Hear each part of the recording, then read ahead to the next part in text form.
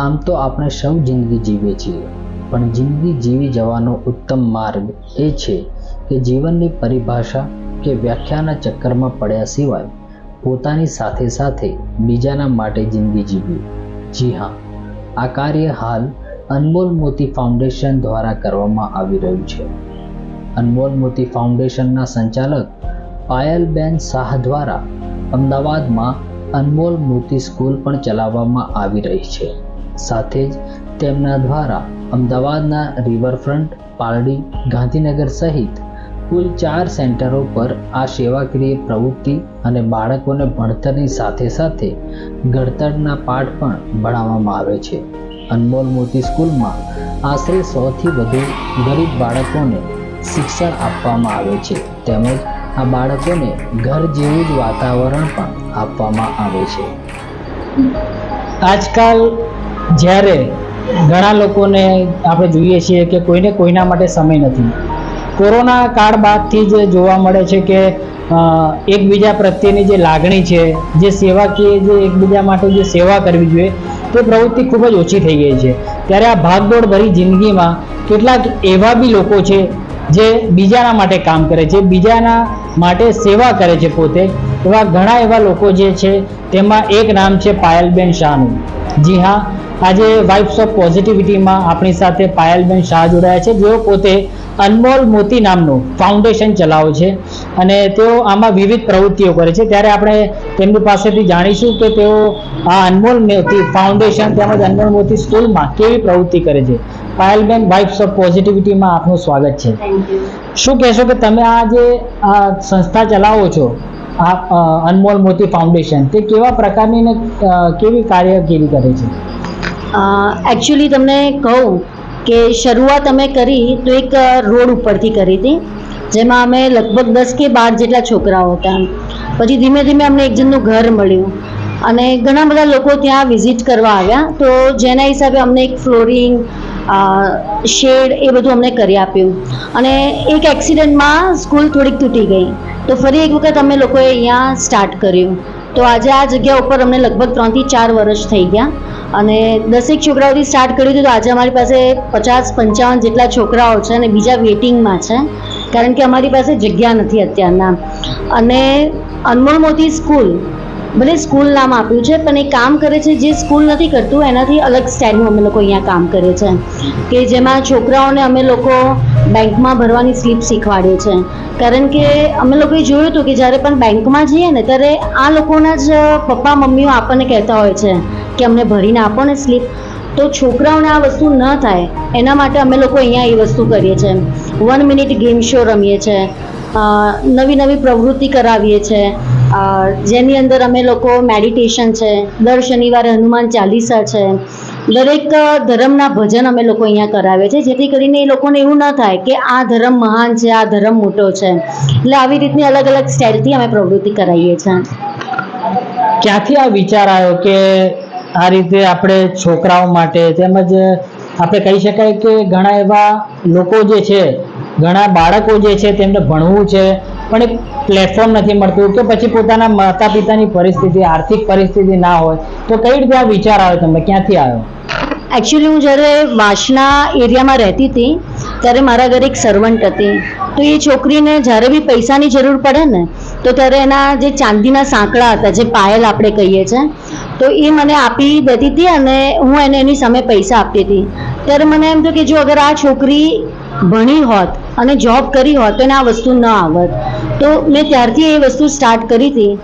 હજી સુધી આ કામ હું કરી રહી છું. 6-7 વર્ષ થઈ ગયા. અનમોલ મોતી, અનમોલ મોતી નામ જે રાખવાનો વિચાર એ પણ ક્યાંથી આવ્યો, કેમ કે એ અંગે અમે ખાસ અમારા દર્શકોને તમે જણાવશો? એકચ્યુઅલી એવું કહેવાય કે મા બાપ છે ને એને આપણને એક નામ આપ્યું હતું અને બીજું નામ કોઈ દિવસ કોઈ મા બાપ આપતું નથી, પણ આ નામ મારા મમ્મી પપ્પાએ જ મને ચૂઝ કરી આપ્યું કે તું આ છોકરાઓ સાથે કામ કરે છે ને તો તું અનમોલ મોતી નામ રાખ. એટલે મને પ્રાઉડ છે કે મેં એમનું નામ બી આમાં આગળ વધાર્યું અને આ એમનું જ મને નામ આપેલું છે, જેમ પાયલ એવી જ રીતે અનમોલ મોતી. ખાસ કરીને અમારા દર્શકોને એવી જણાવું કે તમે આમાં બીજી કેવી સેવાકીય સંસ્થાઓ તમારા સાથે જોડાય છે કે લોકો તરફથી કેવો આમાં પ્રતિભાવ તમને મળે છે? અહીંયા હું એવું કહી શકું કે લગભગ 2000 થી 2500થી વધારે લોકો અહીંયા વિઝિટ કરવા આવ્યા છે, અને જેટલા લોકો પણ અહીંયા વિઝિટ કરીને ગયા છે એ લોકો દરેક વખતે અહીંયા જ મેરેજ એનિવર્સરી, બર્થડે છે, કોઈની મરણતિથિ છે કે કોઈની ફક્ત સગાઈ બી હોય તો પણ અહીંયા એ લોકો કરે છે. અને અત્યારના અમે લોકોએ જોયું કે કેનેડાથી પણ અમે લોકોએ ઓનલાઈન યુટ્યુબ ઉપર વિડીયો કોલથી અમે લોકો એક સરસ મજાની અહીંયા બર્થડે કરી હતી. અને એની જોડે મારી સાથે બહુ બધા ફાઉન્ડેશન પણ જોડાયા છે, કે જેમ કે રેઇનબો ફાઉન્ડેશન છે, એ લોકો બી મને ખૂબ સપોર્ટ કરે છે. અમે બધા ભેગા થઈને પણ એક્ટિવિટીઝ અહીંયા કરીએ છીએ, જેની અંદર છાશ વિતરણ, ખીચડી વિતરણ, ચંપલ વિતરણ, ઘણી બધી વસ્તુઓ અમને લોકો આપી જાય છે. અને અમે લોકોના દ્વારા અને અનમોલ મોતીના જ બાળકો દ્વારા હું કરાવું છું, કારણ કે એ લોકોને અત્યાર સુધી એવું હતું કે હાથ આમ કરવાનું હતું અને હવે એ લોકો આમ કરતા થયા છે. તો ખીચડી વિતરણ, છાશ વિતરણ હું આ બધા છોકરાઓને લઈને જ કરું છું. અહીંયા અનમોલ મોતી સ્કૂલ બી તમે ચલાવો છો. અનમોલ મોતી સ્કૂલમાં આવતા બાળકો કેવું લાગે છે કે અત્યારે સુધી આ બાળકોમાં કેવો ચેન્જ આવ્યો છે? તમને પોતાના ખ્યાલ હશે, એ ખાસ જણાવો. અહીંયા એક છોકરો છે અમિત કરીને, અત્યાર સુધી એને કોઈ સ્કૂલમાં એડમિશન લીધું નથી, કારણ કે જેટલી પણ સ્કૂલમાં એને એડમિશન લીધું ત્યાં એના હાર્ટબીટ્સ વધી જાય છે, ટીચર જોડે ફાવતું નથી, ચક્કર આવીને પડી જાય છે. અને એ છોકરાનું આજે જો આપણે અહીંયા હાજરી પત્રક જોઈશું ને તો એની ફૂલ અટેન્ડન્સ છે. ઘણા બધા છોકરાઓએ 10માનું અહીંયા એક્ઝામ આપી, રિઝલ્ટ ઓકે આવ્યું તો ખરાબ એક સ્ટેપ લેવા પણ જઈ રહ્યા હતા, તો અહીંયાથી અમે લોકો એમને રોક્યા છે. અહીંયા એ લોકોને બેડ ટચ, ગુડ ટચનો પણ અમે લોકોએ એક પીરિયડ્સ લીધો હતો, જેનાથી એ લોકોને પણ ઘણું બધું શીખવા મળ્યું. અને અહીંયા જ્યારે આ છોકરાઓ પહેલાં આવ્યા હતા ત્યારે અમને તો અઠવાડિયામાં એવું થયું હતું કે ક્લાસ બંધ કરી દઈશ, એટલા બધા તોફાની હતા. પણ અત્યારના તમે જુઓ તો એટલા જ એ લોકો કહેવાય ને કે પહેલાં અનમોલ હતા, હવે અનમોલ મોતી થઈ ગયા છે.